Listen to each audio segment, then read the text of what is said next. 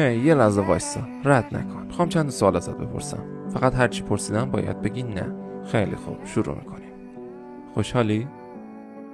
فکر میکنی ارزششو داره؟ احساس میکنی که مهمی؟ کسی حواسش بهت هست؟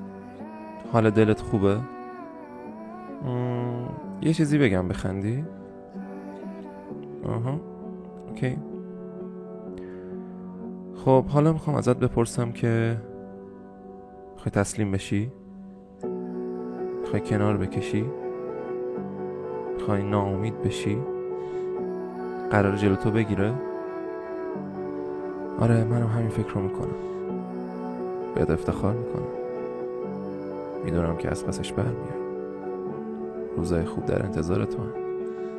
یادت نره که دنیا بهت نیاز داره. موفق باشی، قوی تری.